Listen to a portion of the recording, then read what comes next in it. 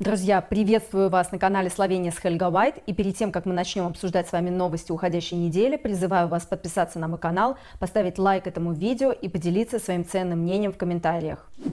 В маленьком словенском городке под названием Шент-Ерней, который находится неподалеку от города Новое Место, на видеорегистратор попали шокирующие кадры самокатчика Камикадзе, который пересекает на красный свет перекресток и чуть не сталкивается с автомобилем, который пересекает тот же перекресток на зеленый свет. Словенская полиция предупреждает, что электросамокатам сложно вовремя остановиться на больших скоростях. Они более неустойчивы, а из-за маленьких колес большая вероятность падения на неровных поверхностях. Также они могут быстро стать опасностью для других участников дорожного движения, поскольку из-за их скорости, бесшумного вождения и узкого силуэта их сложнее обнаружить. А если водители самокатов при всем при этом еще и не соблюдают правила дорожного движения, то они становятся смертельной опасностью для других участников. Поставьте лайк этому видео, если вы так же, как и я, обожаете самокатчиков. Отличные новости пришли из Люблянского зоопарка.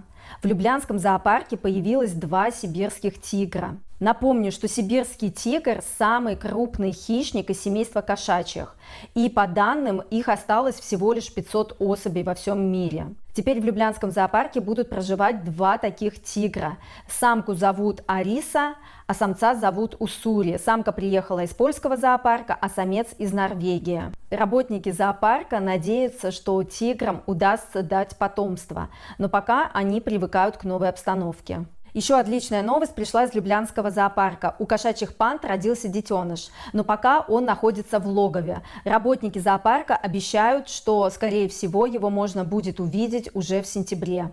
Если вы не видели, то вот по этой ссылке можете перейти и посмотреть репортаж из Люблянского зоопарка. Этилендиаминтетрацетат динатрия кальция. Надзорный орган Словении отозвал из всех магазинов знаменитый ароматизированный напиток Mountain Dew из-за того, что на этикетках в составе была указана добавка Е385. Видимо, напиток сможет вернуться на полки магазинов после того, как производители переклеют этикетки.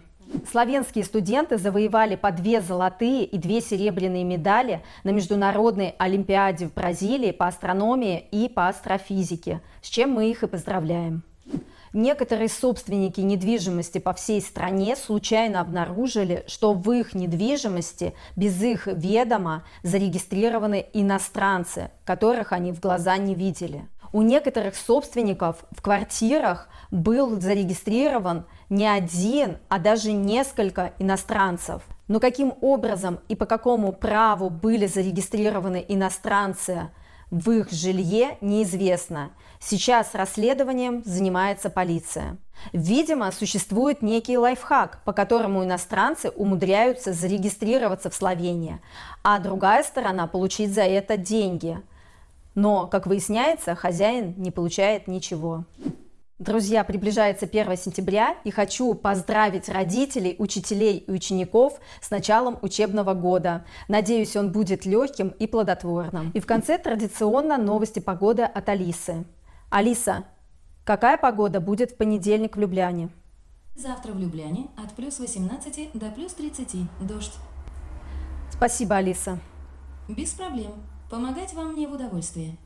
Друзья, на этом мои новости подошли к концу. Подписывайтесь на канал, ставьте лайки и делитесь своим ценным мнением в комментариях. Пока-пока, до новых встреч!